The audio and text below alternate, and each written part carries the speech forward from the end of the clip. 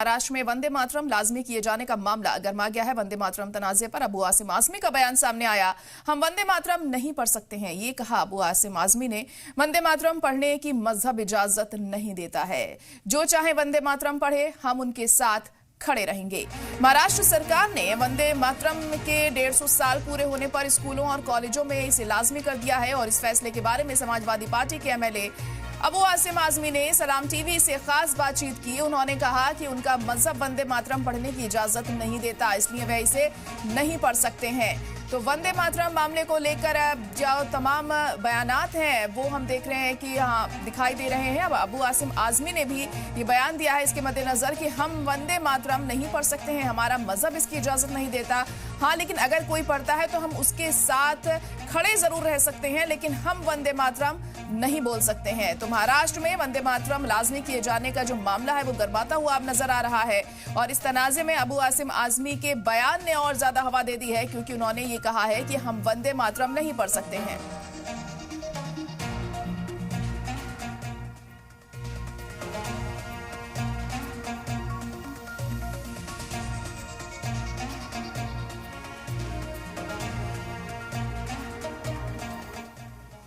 वहीं इसी मुद्दे पर हमारे नुमाइंदे अमजद ने अबू आसिम आज़मी से खास बातचीत की, सुनवाते हैं आपको।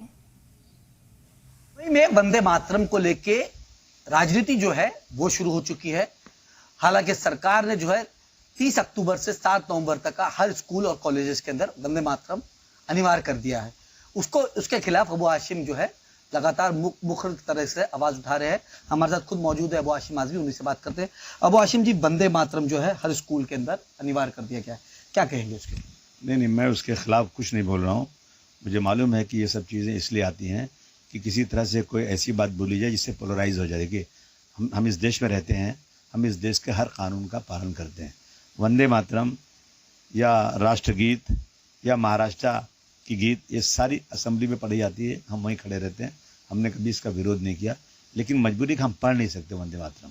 मैंने ये कहा कि ये आस्था का सवाल है। अगर वंदे मातरम को सबसे पहली बात तो अनिवार्य तो करना ही नहीं चाहिए। Supreme court, high court, supreme court ने भी ये ऑर्डर किया हुआ है कि इसके लिए किसी को अनिवार्य नहीं कर सकते। कोई पढ़े या नहीं पढ़े, इससे उसकी जो है देश के साथ उसकी मोहब्बत, उसकी आस्था, देश के साथ उसकी चाहत में कोई फ़र्क नहीं पड़ता। इससे ये कोर्ट का ऑर्डर है। मैंने कहा कि भाई आप जो है ज़रूर पढ़िए, जिसको पढ़ना पड़े। और बहुत सारे मुसलमान ही पढ़ते हैं ना। इस्लाम में शराब नाजायज़ है, हराम है, और बहुत सारे लोग पीते हैं। नमाज जो नहीं पढ़े मुसलमान नहीं, बहुत सारे नमाज नहीं पढ़ते हैं। हम क्या उनको मार रहे हैं क्या? हम क्या कर सकते हैं? हम सिर्फ यही कह सकते हैं कि शरीयत में जो लोग शरीयत को मानते हैं, जो सचमुच मुसलमान हैं, जो अल्लाह और रसूल के हुक्म को मानते हैं, वो सिर्फ और सिर्फ अल्लाह के आगे ही सर झुका सकते हैं, अल्लाह का ही नमन कर सकते हैं। बाकी उसके अलावा किसी के आगे सर झुका नहीं सकते। अब आप कहेंगे ज़रूरी है आपके लिए, तो मैं शिर्क नहीं कर सकता। मैं मरना कबूल कर सकता हूँ, लेकिन शिर्क मैं नहीं कर सकता हूँ, क्योंकि मुझे इस्लाम से मना है। कहा ना कि बहुत सारे लोग पढ़ते हैं। अब मुख्तार अब्बास नकवी साहब हुए, वो हमारे शाहनवाज साहब हुए, इस तरह से हज़ारों लोग हैं जो बहुत ही ज़ोर से पढ़ते हैं। पढ़े, हमें कहाँ मना कर रहे हैं, लेकिन जो भी शरीयत को मानता है वो नहीं पढ़ सकता। और मैं शरीयत को मानता हूँ, इसलिए मैं अगर अपना सर झुकाऊंगा तो सिर्फ अल्लाह के आगे ही झुकाऊंगा और किसी के आगे नहीं झुकाऊंगा। मैं मंगल प्रसाद लोढ़ा जी को एक कहना चाहता हूँ, आइए ना मेरे घर के नीचे, आप आइए, मैं खड़े रहूँगा, आइए, आप पढ़े जितना पढ़ना है, मैं उसका विरोध नहीं करूँगा, लेकिन मैं नहीं पढ़ूँगा। और मंगल प्रसाद जी, देखिए बहुत आसान है घर में सड़क पर वंदे मातरम कहना। चलो चलकर सरहद पर जान देते हैं, ये वफादारी है। आओ मेरे साथ चलो, मैं सरहद पर चलता हूँ।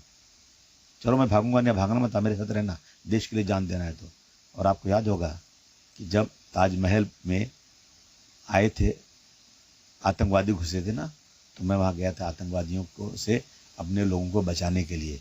मैं ताज में भी घुसा था, मुझे पुलिस ने चिल्लाया था भागो यहाँ से, और गोली चली थी। मेरे साथ मेरा जो दोस्त, मेरा जो मैनेजर था, मेरा नजम, गोली उसके पैर से लगती हुई चली गई थी। और हम आतंकवाद के खिलाफ हैं। क्या लगता है, आखिरी सवाल, वंदे मातरम को लेके महाराष्ट्र के अंदर जिस तरीके से अनिवार्य किया गया है, 7 नवंबर को 150 साल पूरे हो रहे हैं, उसको लेके एकदम अनिवार्य किया गया है, तो क्या ये जरूरी था कि स्कूल और कॉलेजेस के अंदर उसको अनिवार्य किया जाए? नहीं, बिल्कुल अनिवार्य कर नहीं सकते। ये तो कानून के खिलाफ है। एक मंत्री मैं समझता हूं कि वो शपथ लेता है संविधान की, भारतवर्ष की कोर्ट ये कहती है कि अनिवार्य नहीं है ये, और वो अनिवार्य सरकार कर रही है, तो मैं समझता हूं कि ये तो बिल्कुल गलत है। ऐसे लोगों को मंत्री नहीं होना चाहिए। और हमारे मस्जिद का लाउड स्पीकर उतर गया पोल्यूशन के नाम पर। हमने कोर्ट ने कहा कि उसका डिसिबल इतना होना चाहिए, उतने डिसिबल से आज़ान आती नहीं है। हमने पूरा माइक उतार दिया, क्योंकि कोर्ट ने कहा है, कोर्ट के मैटर हम उसका जो है पालन करते हैं। और यहाँ कोर्ट कहता है कि अनिवार्य नहीं है, फिर भी ये कहते हैं अनिवार्य है। अगर अबू आसिम नहीं पढ़ा तो इन पे जो है देशद्रोह का मुकदमा कायम करेंगे। उनसे बोलिए ज़रा कम से कम कुछ बोलने के पहले सोचे कि मंत्री है। और मैं फडणवीस साहब से कहूँगा, ऐसे लोगों को मंत्री बनने का कोई हक नहीं है जो देश के कानून के खिलाफ बात करते हैं।